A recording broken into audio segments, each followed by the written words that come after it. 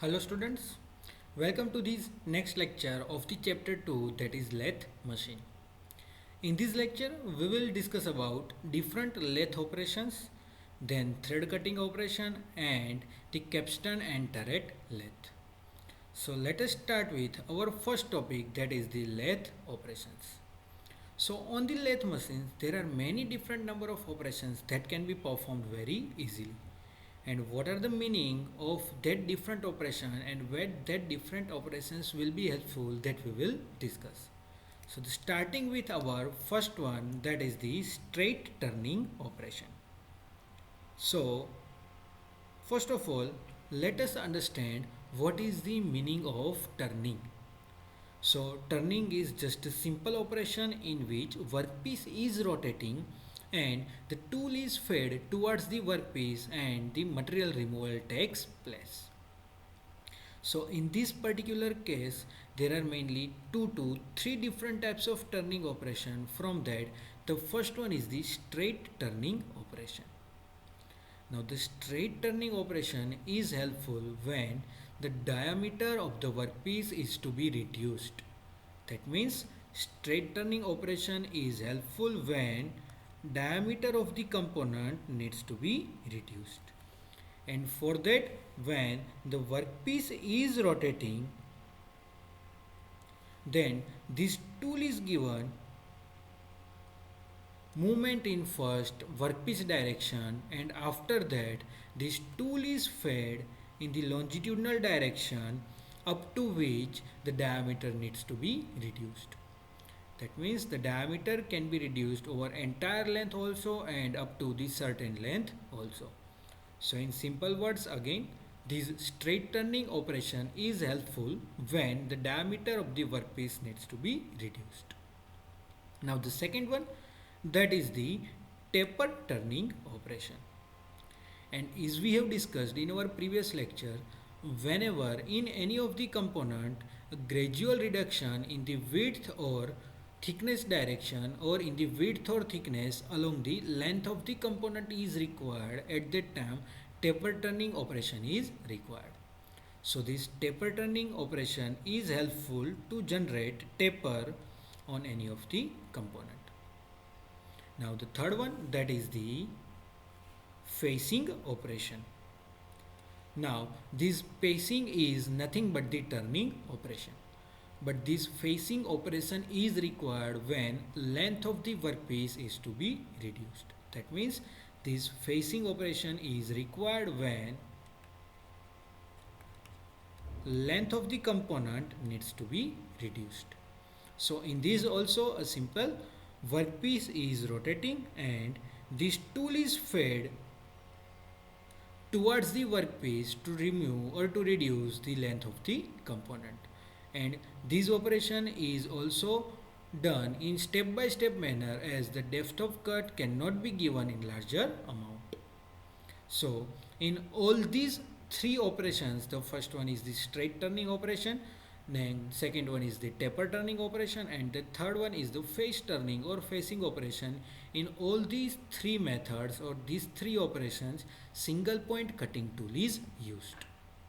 Now the fourth operation, that is the external grooving operation, or simply you can see it as the grooving operation. Now grooving operation is nothing but simple. From figure you can see that whenever in the workpiece or the component a reduction in diameter is required up to certain location or up to certain length, at that time the machining operations to be performed is called as the grooving operation. And in this particular operation, the diameter of the workpiece reduced is comparatively lower, and also the length up to which this diameter needs to be reduced, that is larger than the width of the cutting tool.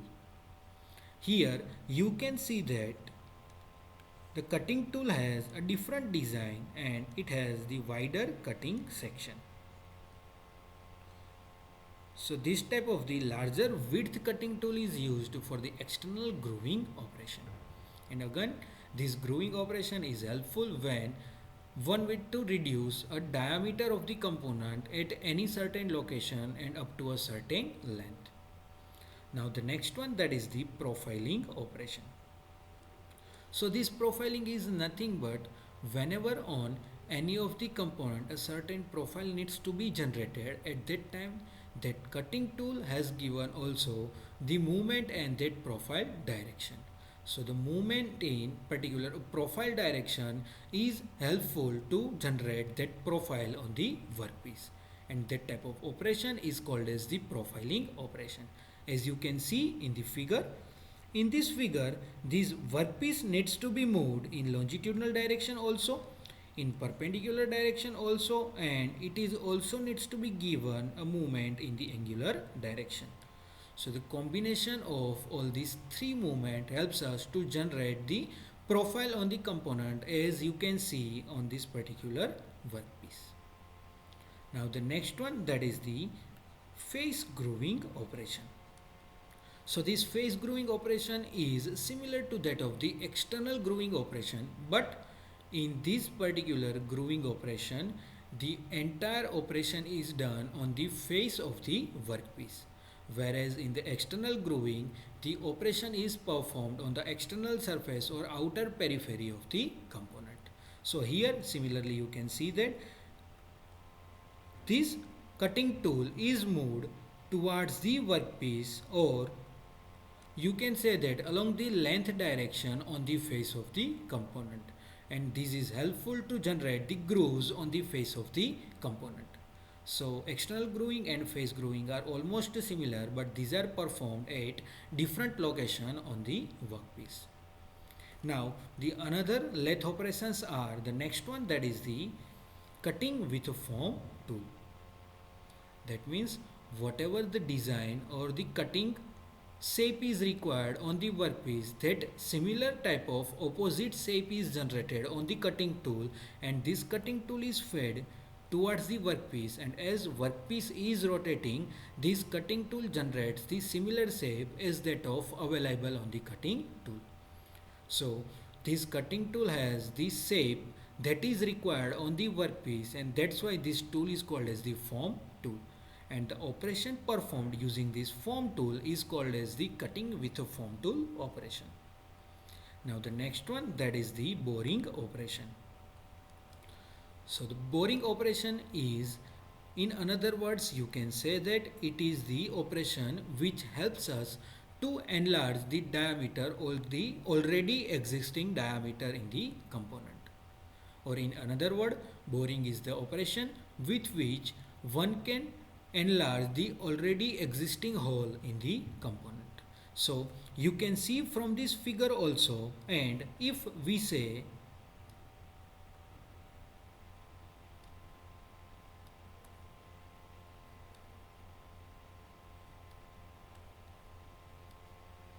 now, if first available hole is having diameter d, but now we want to enlarge that hole up to the capital diameter D, then what happens? The cutting tool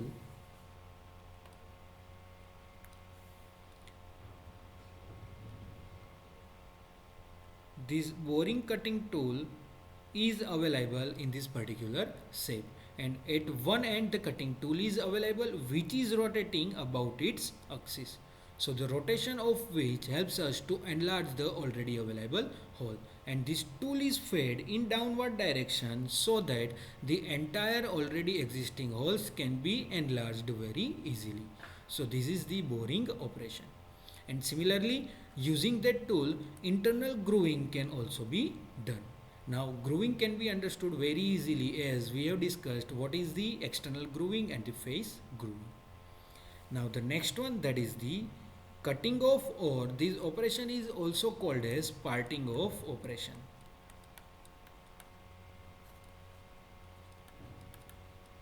So this operation is helpful to generate a part on the workpiece, or also to cut the component from any particular length. This parting off operation is also helpful. But in this particular operation, it is important to understand that The length which is reduced using this parting of operation is similar to that of the length or width available of the particular cutting tool.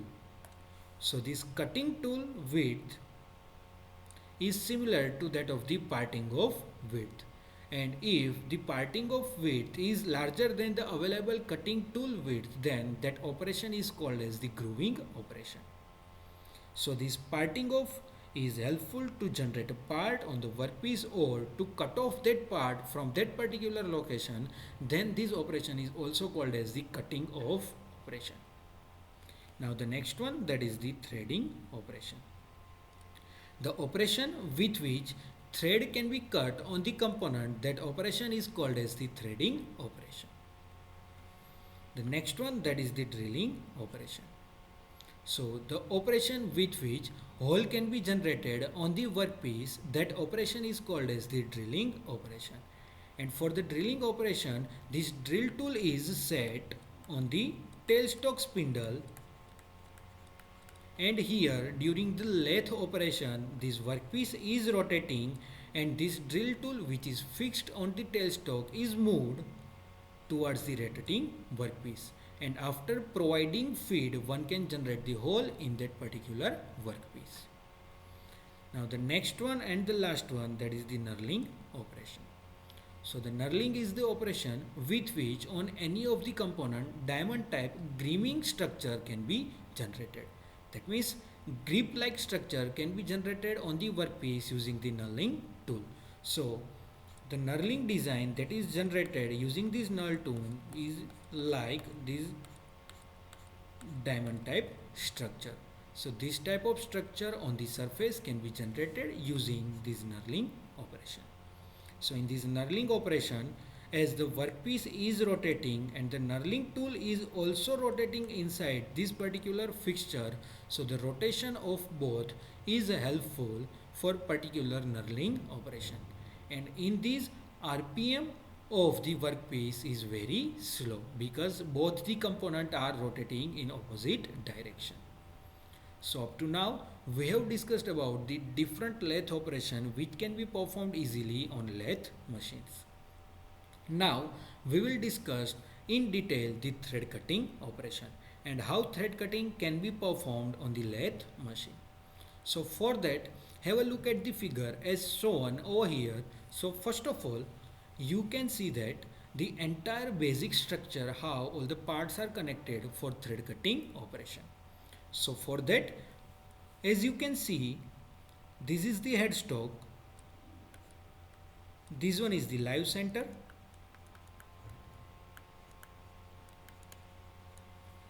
and this is the dead center. And between these two centers, one workpiece on which threads to be cut is adjusted. So the workpiece is fixed between the tailstock and the headstock. Now this workpiece is given rotation, and at another point this tool is attached or connected towards the workpiece for cutting operation. This tool is fixed on the tool post and this tool post is fixed on the compound rest. So this is the compound rest, and this compound rest is fixed on the carriage, and this carriage can be connected to this lead screw using a certain mechanism, and this lead screw is connected to the assembly of the gears. So now these are the connections of the different parts available in the lathe machine. Now how movement is given for particular thread cutting operation, so for that simply look over here. Now as the headstock spindle is rotating, as the spindle has given rotation, what happens? Workpiece starts rotating. Now as the workpiece rotates, at its end portion another gear is available, and one mechanism that we have discussed in our previous lecture, that is the tumbler gear mechanism.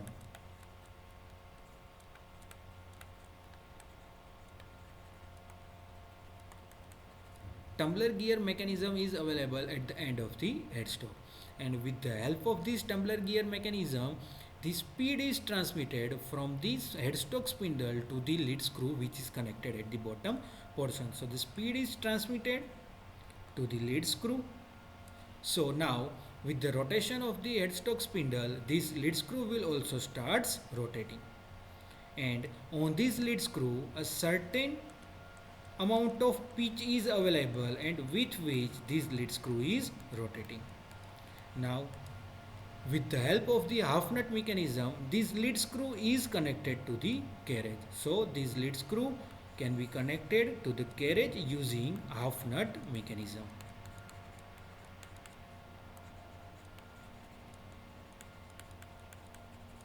So this half nut mechanism provides connections between lead screw and the carriage. And with the amount of pitch available on the lead screw, with the rotation of the lead screw, this carriage automatically starts moving in the longitudinal direction. So that is how the automatic movement of the carriage is obtained using these particular mechanisms. Now, as this carriage automatically moves, this tool also automatically moves, and this tool is touched to the workpiece and it helps us to generate the thread on the workpiece. Now, how much pitch that can be generated on the workpiece and how pitch can be adjusted, for that a simple gear ratio is used, as the tumbler gear mechanism consists of the many number of gears. So these gears needs to be adjusted such that we can generate the required pitch on the workpiece. So for that one can use a simple gear ratio equation. Now let us write that. So the gear ratio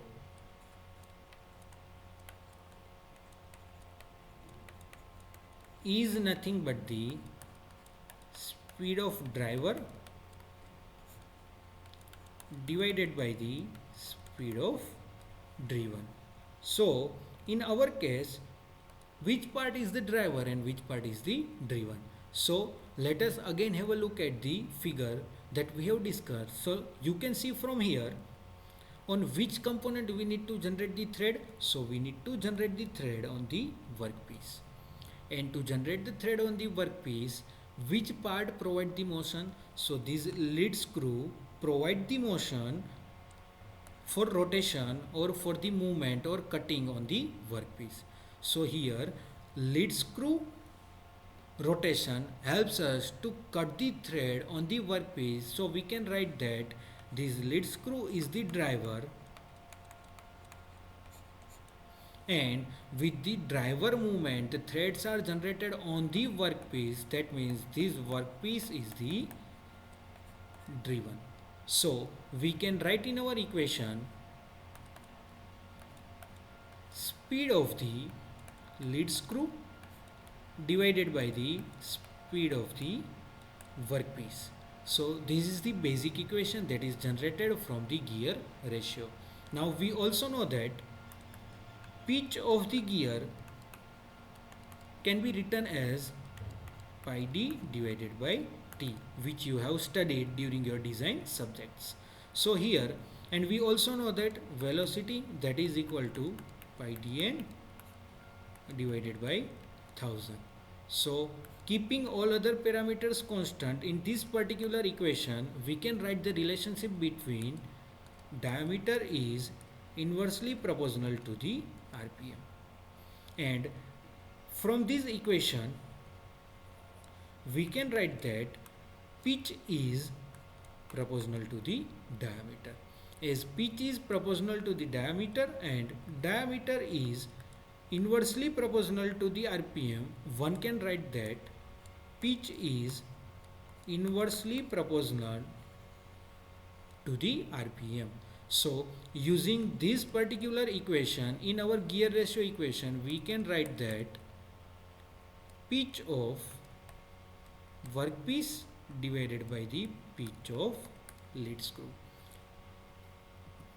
So this gives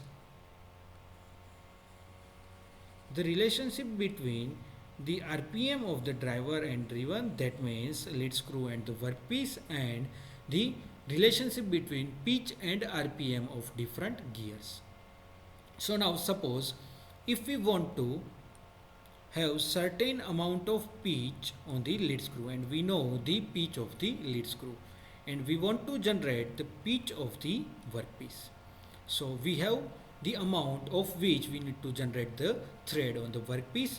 Now we need to adjust these two value by using the different gears. So by using all these equation, one can adjust the different gears available in the tumbler gear. So in tumbler gear mechanism, by adjusting the different gears available in it, one can obtain different thread cutting operation or the different pitch on the workpiece required.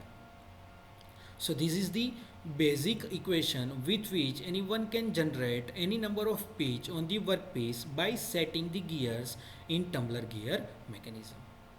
So I hope you got the clarity how this thread cutting mechanism is working and how the threads can be adjusted or can be cut by maintaining the different gears. Now with this thread cutting operation, one will come across the another important word, that is the thread chasing.